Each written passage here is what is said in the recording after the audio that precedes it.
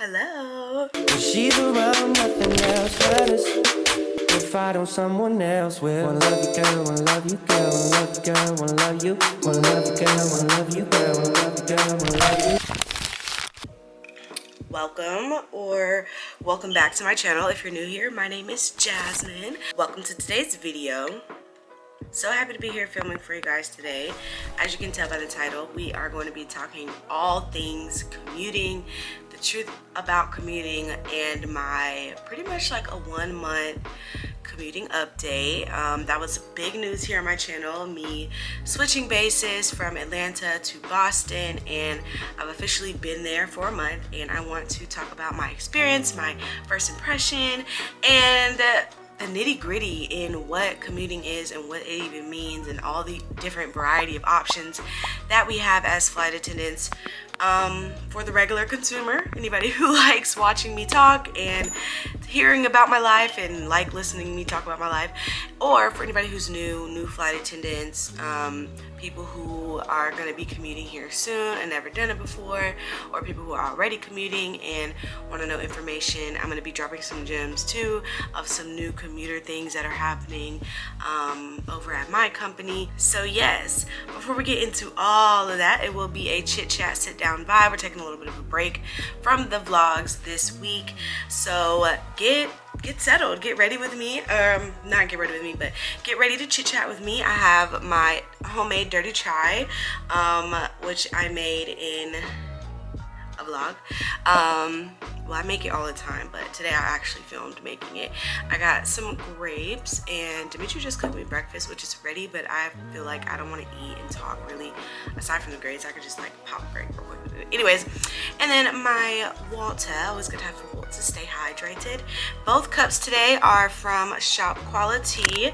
If you don't know, my friend Chanel, she's big here on YouTube as well, also a flight attendant, and she owns a loose leaf tea shop. So if you guys have never heard of her or heard of her tea shop, definitely check her out in the description below. I'm so sad because my cup definitely broke on a trip last week, and it just fell when I was getting out of the van, but the cup is still very much usable, but I dropped it hard and it was empty. But other than that, the cup is so durable. I love drinking this is like my go-to water cup lately. It's been really encouraging to me drink water. I like keeping water on my bedside, but not one that has that's open. Like, I can deal with the straw being exposed, but like to have the whole thing open and sipping it, I don't know. But so I really like this to sit at my bedside. I like bringing it to work. I mean, obviously I use it so much that I'm like dropping it left and right, but this one drop messed me up. And but yeah, it says quality on it. You might have seen it in my last vlog. She's so cute. And then this is the infuser mug, and the infuser mug, I use it for my coffee a lot because I'm a heavy coffee drinker. I also love tea as well, typically early morning before I drink my coffee, or not at night before bed, sometimes both. But this has a little infuser inside, and you could put your loose leaf tea. It makes tea making really easy, so if you're not like an avid tea drinker, it's okay if you're like learning the ropes and you're in loose leaf tea scares you a little bit. I would highly recommend getting this cup or any type of infuser mug. She has tons of stuff on her website, and it makes tea making really easy. So, but yeah, today I just took the little infuser out and I use it because it's just such a nice quality mug. Like, I love that it's all glass. It's heavy duty. It's 14 ounces, so it's large, or 12 ounces. I think it's 14. But it truly is my favorite mug right now, so I always use this one. Plus, I like filming with this cup too because you can see me making the coffee and all that stuff. So anyways, that is what I have going on here for the chit chat. Gather your things and let's get into the truth about commuting. So I kind of want to break this video down into like 3 sections: the mental impact, the financial impact, and then work-life balance impact that I have noticed here in just the first month.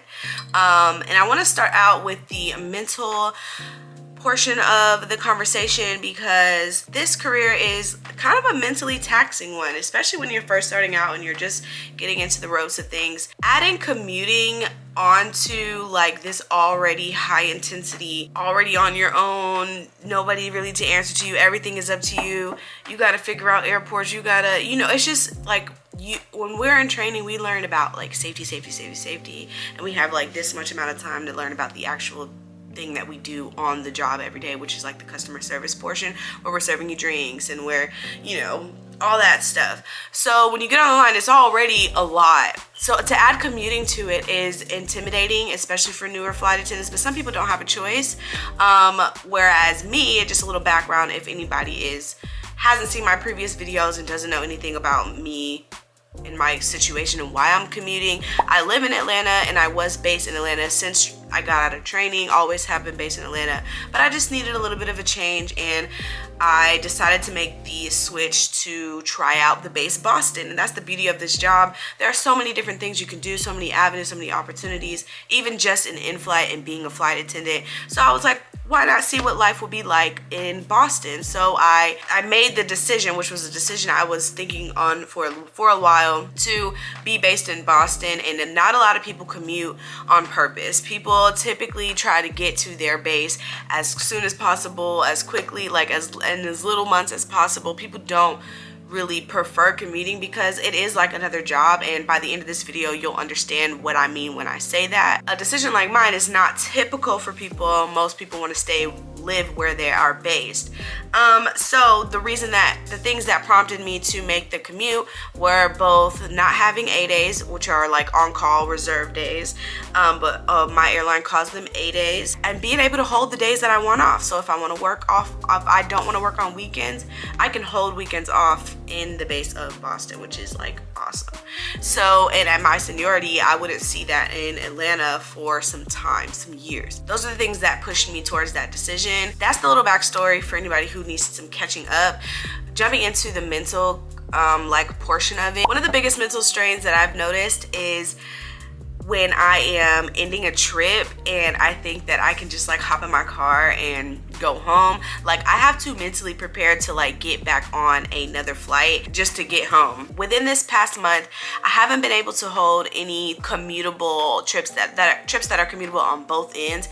And what that necessarily means is you have your trip here in the center, and it's a trip that signs in late but also ends early. That way you can have time to commute into your trip before your sign-in and commute home after your release. Lately, I've only been getting trips that are commutable on the back end. So my trip will start super early, and then I'll be able to go home. But because my trips are starting at like 4 a.m., 5 a.m., 6 a.m., there's no flight from Atlanta to Boston that'll get me to the airport by 4 a.m. The first flight out of Atlanta is like 6 a.m., I think. So this forces me to get to work a day early. How mentally taxing is that, right? An additional day of flying. Now I'm having to fly on my off day, which isn't something that I'm used to. And I do want to put the disclaimer out there that like both sides like have their thing. Staying in Atlanta has its ups and downs, and commuting has its ups and downs. It's just about what you're willing to. What do you want to deal with? Which part of the totem pole do you want to put up with, and how are you gonna adjust your perspective to making the best out of whichever situation? And so that's kind of what I'm doing. I'm just being transparent about the ups and the downs and the things that I've experienced. So, but getting back into it, yes, so I'm having to fly out the night before. So the good thing about my schedule is that lately I've only been working like a Wednesday, Thursday, Friday schedule, or like the same consecutive days in the week back to back. So my weekly schedule is a lot more structured, which I am currently enjoying. But I always know that I'm having to go home, or I'm having to leave home to get to work on Tuesday, whereas I don't really start work until Wednesday. So it's like a mental mind trick, right?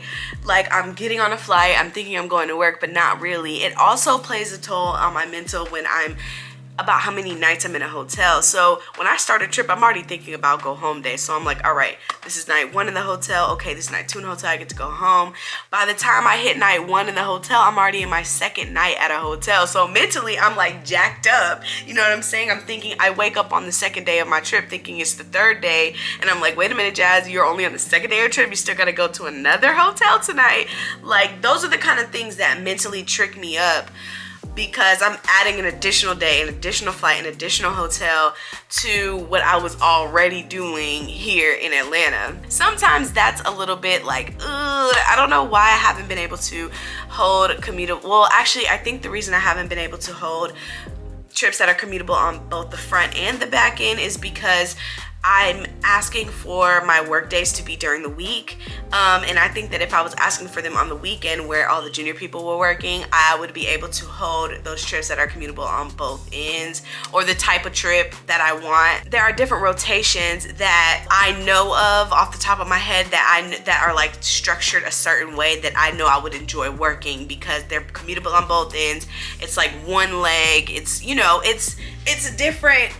Depending on what you get, the culture of your commuting experience can be just so different. That's a big mental toll that I have experienced first and foremost. It's just that portion of it, like being like, dang, I can't go home straight after work. I gotta get on another flight. Another big point I want to talk about mentally is like, it's kind of lonely commuting. I don't really know too many people in the Boston base, but just everything is so unfamiliar that when I'm walking around, I'm just kind of like, to myself. I don't really talk to anybody. I don't feel as boom as I do in like Atlanta because I've been there for so long and I've really got my footing in that airport.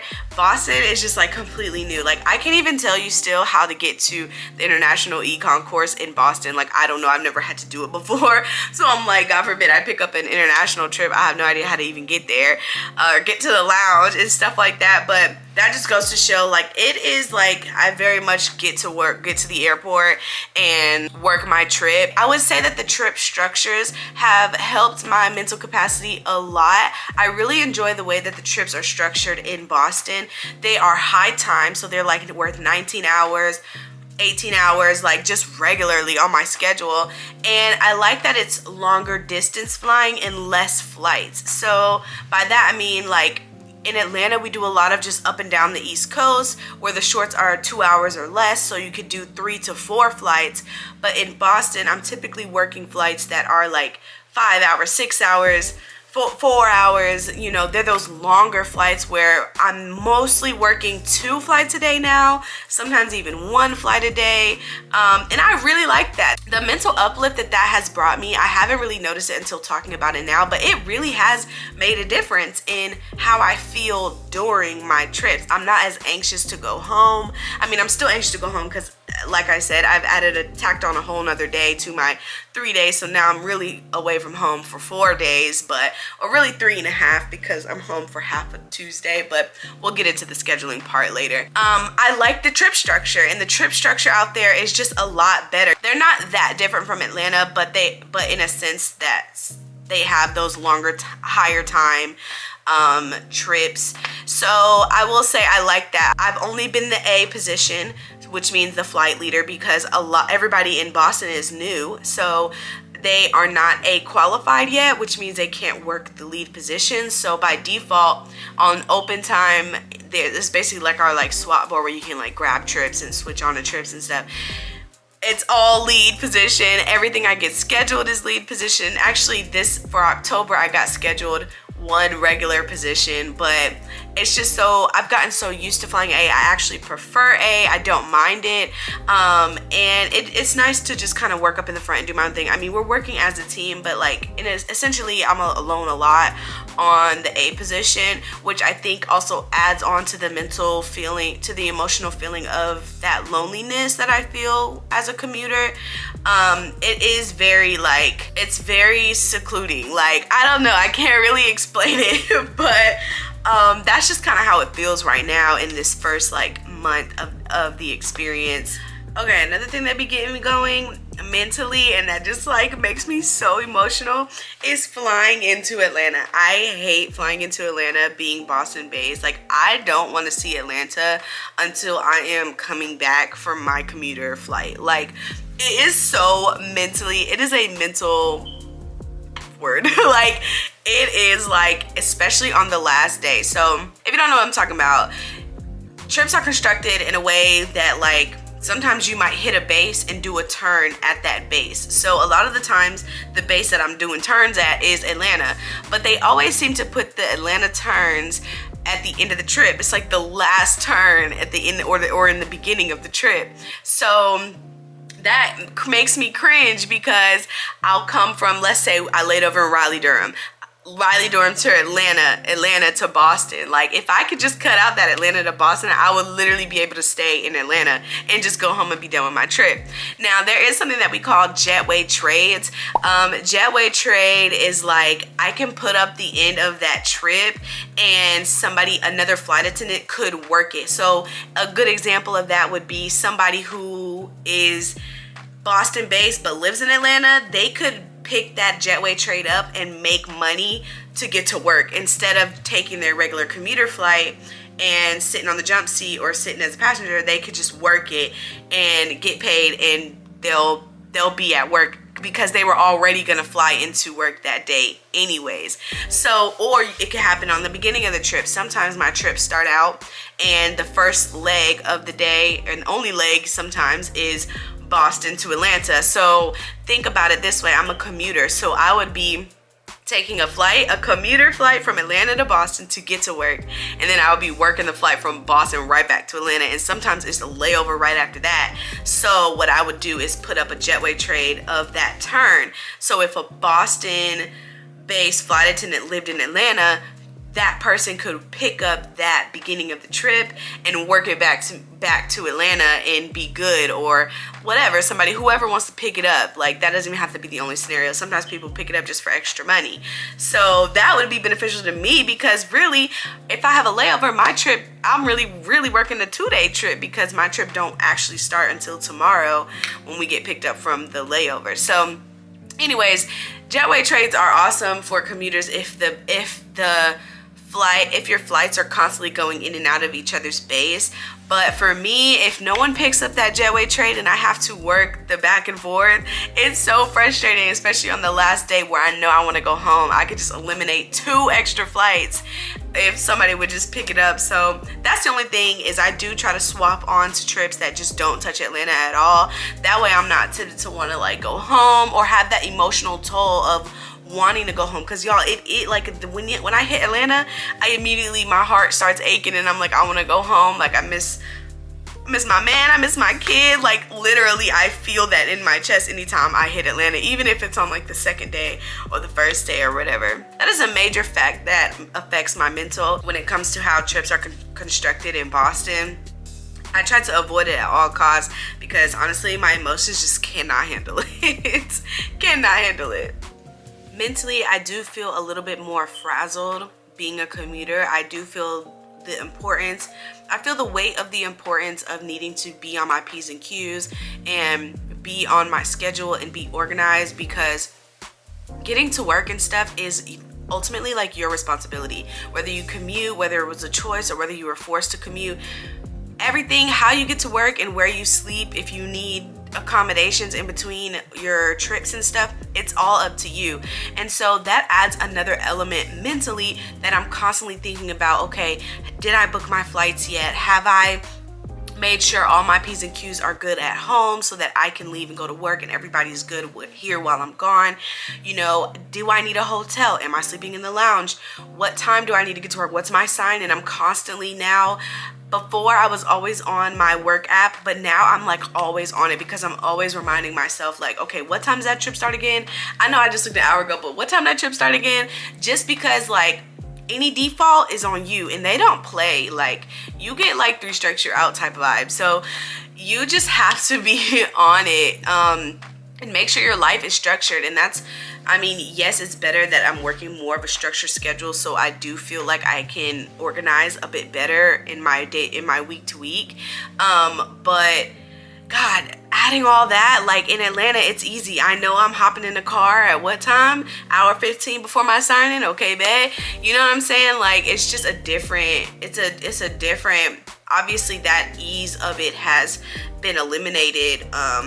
And it's about compromise. So I'm compromising that to be able to have my weekends off. I'm compromising an extra half day so that I can have more days at home, or more time with Nova and stuff like that, or more time to do my other side things that I love, like social media and YouTube and all of that stuff. So I take into account all of that, but there's no denying that it's an added piece to run to put on my everyday non-ending to-do list. So that is a little bit of a tax. Like, what if a hotel doesn't have any rooms? What if the lounge is packed and there's nowhere to sit? Like, that's mentally draining. That's tolling. That's how am I going to be able to sleep and get up and work and be chipper and, you know, give the standard of my job the next day if I'm like mentally and emotionally drained because I ain't got nowhere to lay my head at night. Like, when you put all that into perspective, it makes commuting sound really scary,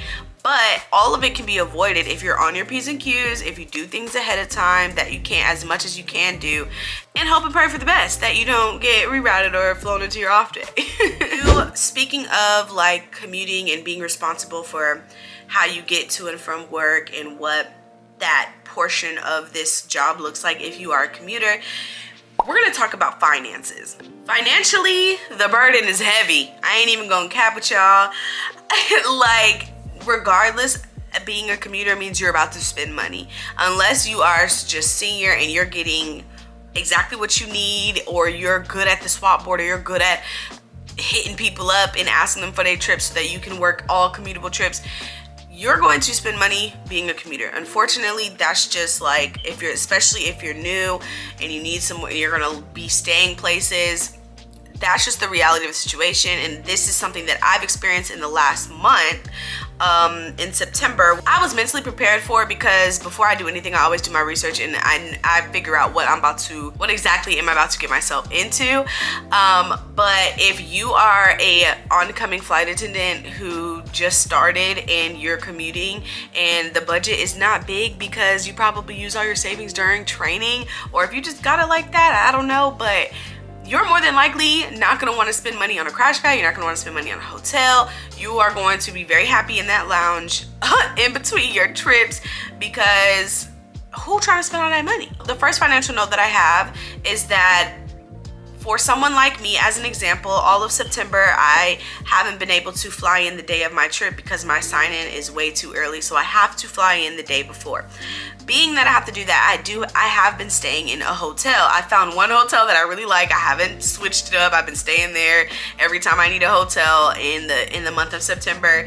I was in a situation where I had no choice. Like, I absolutely had to fly in the night before work. So for me, it's about comfortability. I want to make sure I get adequate rest. I can bathe and get dressed in a peaceful environment and show up to work at my best the next day. So I have chosen to stay in hotels. I really like the hotel that I found for September. I will continue to use them in the future, but you know, who trying to spend $100+ a week on a hotel? That's like another bill. So that is something that you have to put into account. But me, it's something that I have to budget for now, because I don't want to stay in the lounge. I don't want to be uncomfortable. The lounge doesn't even have a shower, or a dressing room, or really it's just not the best situation in the Boston lounge.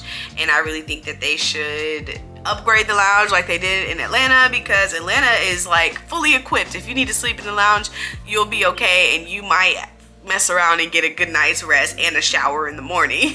But the vibe is just not the same in Boston. So, and it's not one I'm willing to. I gotta feel good going to work the next day. So I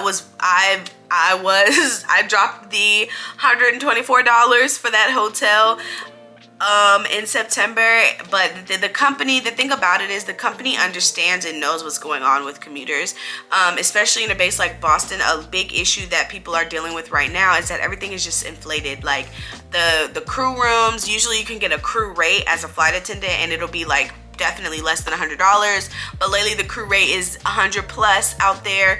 It's hard to look for apartments. All the crash pads are expensive. There are resources though, like Facebook groups where other flight attendants will drop in, hey y'all, I have a room tonight if anybody wants to split it.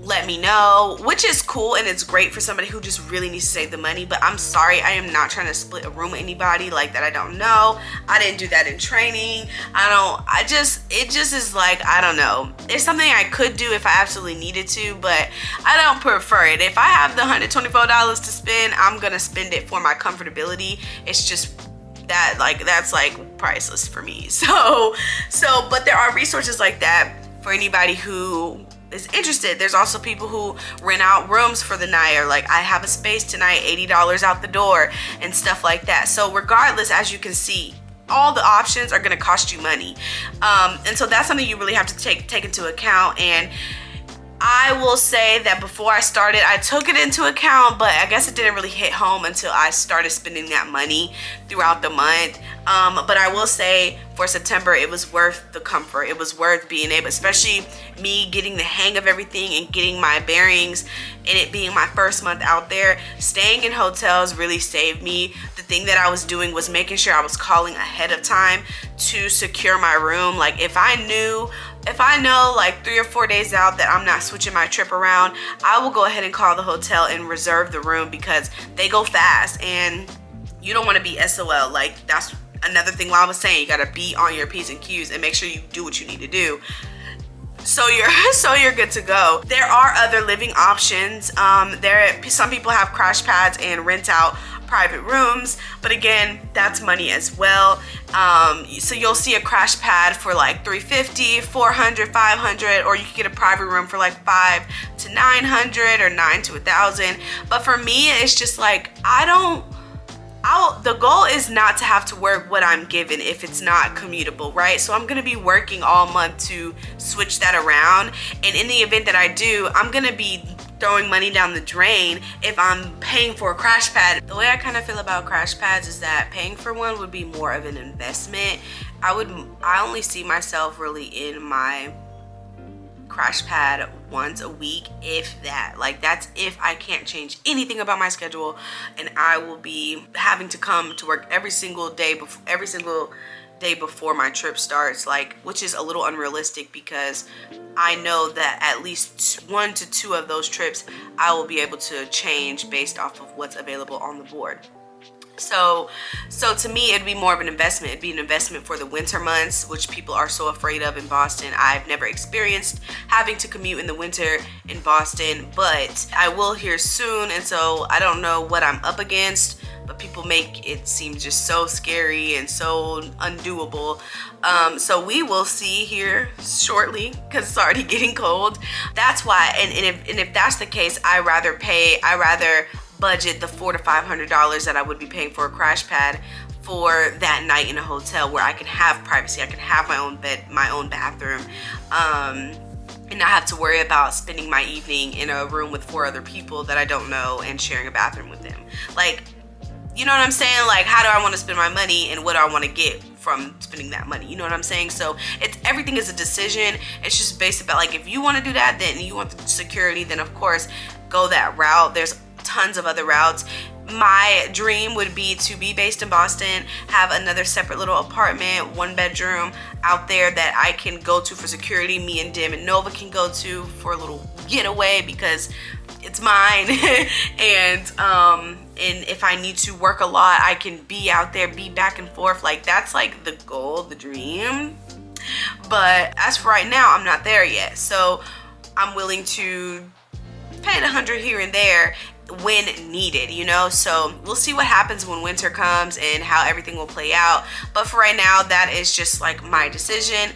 But I thought it was important to share all the options out there for you guys if you're, if you're new to this and you are also looking for commuting options and places to stay and all that jazz. So one thing I do have to make sure of all the time when it comes to my finances is to make sure that I'm allocating time and money to go grocery shopping and have enough food to bring with me for an entire 3 to 4 day trip, being that in September I had an additional day onto my 3-day due to travel, so I was having to make sure I was packing more food. Like at this point, I thought my lunchbox was heavier than my suitcase before, but now it really is, because for me, I like to overpack. I don't want for anything. I want to be able to not want for anything when I'm on my trip. I don't want to be tempted to buy anything. I want to make sure I give myself variety, even if I don't eat everything in my lunchbox, and still, you know, preserve it so that I can eat it when I get home or whatever the case. But I make sure I just overpack, because I'm already having to budget staying, like, sleeping accommodations for the month. I don't want to also have to budget for all the money you can spend on food when you're on a trip. It can be so expensive if you do not pack food for work. I mean, easily you would spend $60 a day, and that's a 3-day trip plus a 4th day if you need to travel as well. Like, that is a lot of money just going down the drain wasted on food, when you could spend like a quarter of that and cook all your food and give yourself whatever it is that you desire for those few days. In my experience, I didn't go once, not one trip did I not bring food. Like, I made sure I brought food. There were times where I still spent money. Just because I'm bringing food doesn't mean I can't treat myself to a dinner here and there. Just like I would go out in Atlanta when I was based on my trips. When I was based in Atlanta, I still go out with my crew on the trips that I'm based in Boston. I actually do it more frequently in Boston because they're like younger, funner. Everybody is like fresh and new and wants to go explore, which I really love that about the culture in Boston.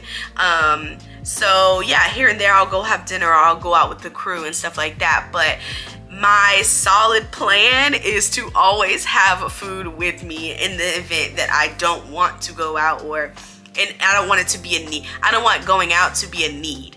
You know what I'm saying? Like, if I go out, it's because I've budgeted for this. I've made sure that this is something I really want to do, not because like, oh my God, I need food. Here's another $10 on dinner, another $15 on dinner, lunch, you know, stuff like that. It adds up. So take the financial burden off yourself and bring your food to work. Even if you're not a commuter, take your lunch to work, y'all. Cook, pack your food, because why you not packing food?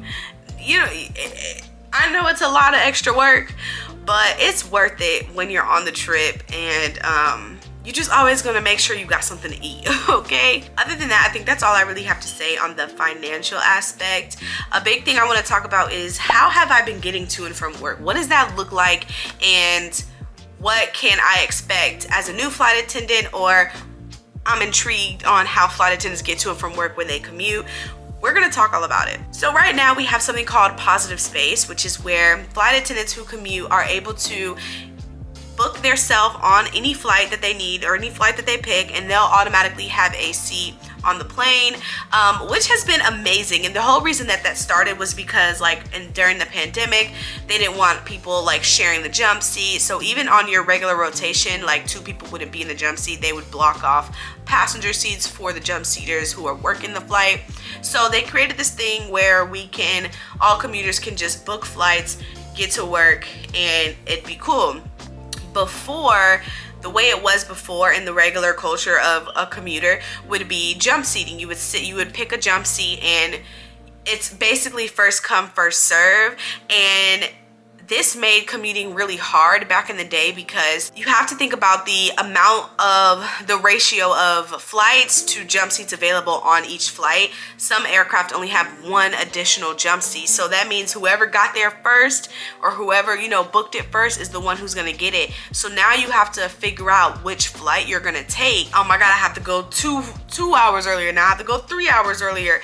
Now I have to go a whole day before, because I missed the sign-up day or for the jump seats, or whatever the case may be. Since the pandemic, commuting has been really easy, and a lot more people have been inclined to do like monthly based transfers due to the ease of being able to get to work now.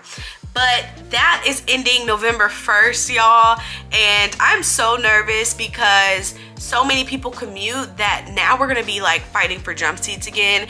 And so I've never had to do that, and I just don't know what that process and what that's gonna look like. For anybody who is new and is a commuter and has never had to book a jump seat, or doesn't even know like what that means, at my airline you are available to book jump seats to work 3 days before your flight at 1 p.m. So 1 p.m. 3 days before your flight is when you can go and try to grab a jump seat. So if you don't set an alarm and you're not on your P's and Q's, you are gonna miss your opportunity to get to work that day.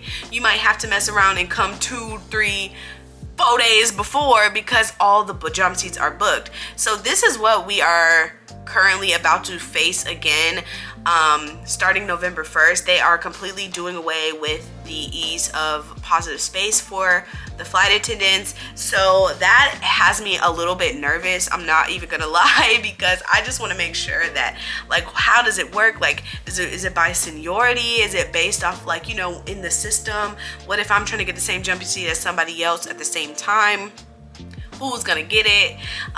So be prepared if you do work for my airline, because you just want to make sure you're on it. Don't sleep on getting to work.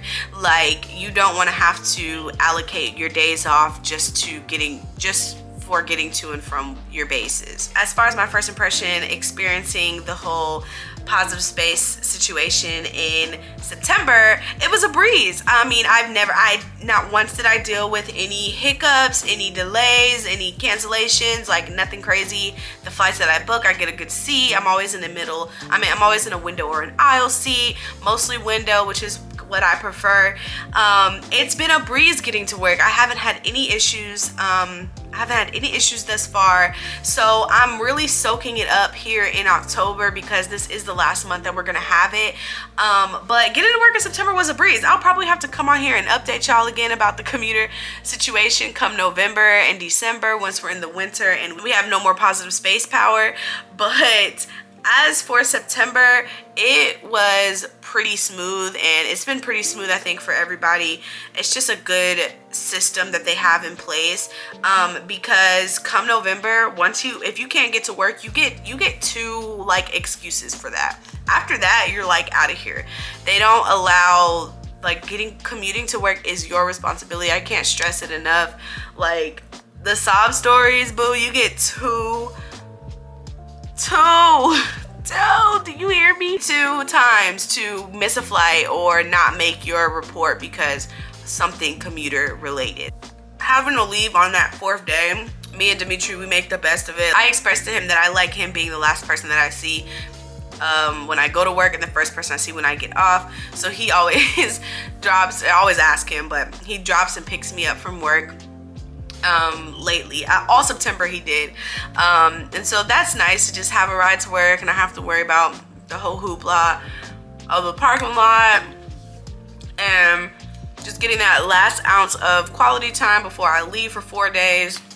So that has been nice, and it kind of segues us to the last topic I want to talk about, is like the work-life balance and how I have been affected this month, and how somebody should prepare, and how you should kind of prepare mentally for the shift in your life if you do decide to commute, or if you are going to be a commuter. Personally, commuting has really leveled up my work-life balance.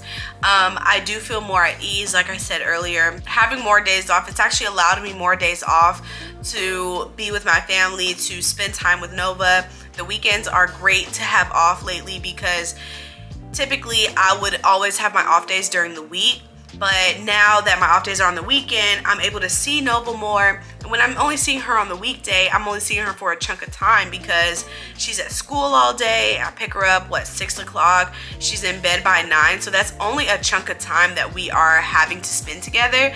So now with the weekends off, we're doing stuff. We're having family Sunday fun days, and it's just nice to feel like I have some sense of control over my life.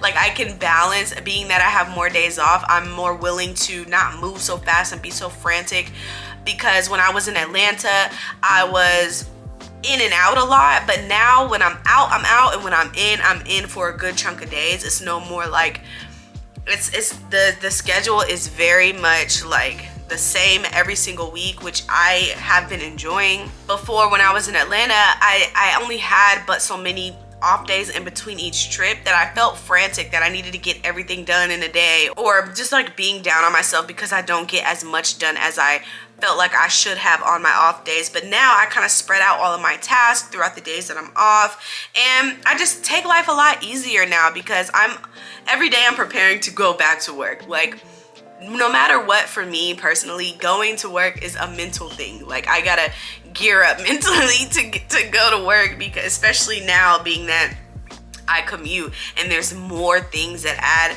to this already complicated career.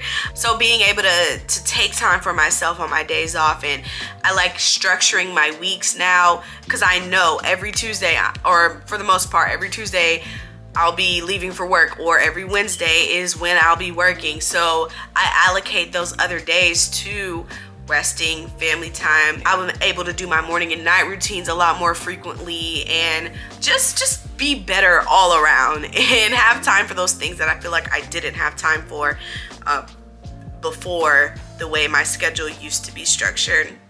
So yeah, I would say that even though a lot of the things that I said sound like so horrible and like such a burden, I will say overall I enjoy commuting. No matter what end of the totem pole that I would have chosen, whether to stay in Atlanta or to commute, both have their things where it's like up and down or up and down. Which one do I want to deal with? So I do want to say that, like, I enjoy commuting so far. The first month has been great. I've been enjoying like my life and the trips and the type of trips I've been having. I will say I did get really sick, and I don't know if that was like part of like just working a lot, or getting used to the whole being in the air a lot more now, or if something was going around or what was happening. But I was like out sick for like 2 weeks. Like, I'm just now sounding better. That kind of sucked in September, like kind of like end of September to beginning of October. That's the chunk of time that I have been just down bad, and finally like I'm back to myself. But for the chunk of September, I enjoyed my first month commuting. I think that it was a great decision so far, and I'm still excited to see what's to come. Did I expect anything less? Not really. The way I'm feeling towards it is kind of how I expected to feel towards it. I think it's good to highlight all of the good aspects that commuting has opened up for me, and the little stuff, we can deal with it, right? Like anything in this world, we can deal with anything that is happening around us, and you decide how it impacts your life. You know, if I'm tired and I don't want to get on a flight, I just look at it as, okay, this is a quick ride home.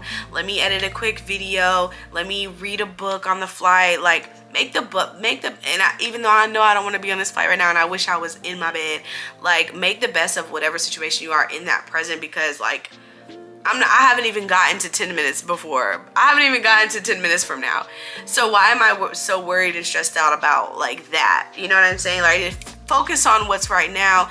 Look, girl, you on this flight, let's make the best of it. Let's not live in misery right now and remind ourselves of how much we don't want to be here on this commuter flight, you know? So that is like my commuter update / advice / TG.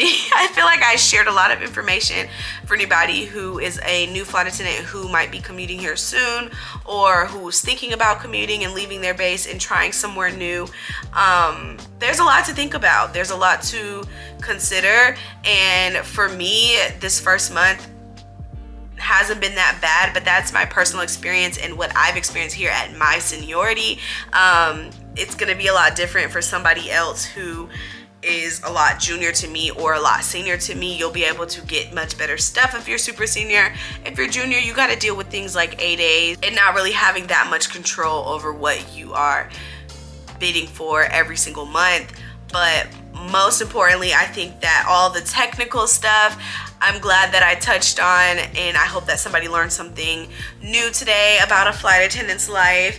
And yeah, best of luck to me for these next few months of commuting as we enter the winter season and as we end the phase of the ease of getting to work. This is something I do plan to update you guys on, maybe in a flight attendant vlog or something of the other. But until then, make sure you subscribe to my channel and give this video a big thumbs up. I enjoyed chatting with y'all. If I didn't answer anything, or if you guys have some like lingering questions about commuting or my life as a flight attendant, drop them in the comments below. Let's chat. I love when we chat. Start a conversation in the comments, and I'll catch you guys in my next video. Bye.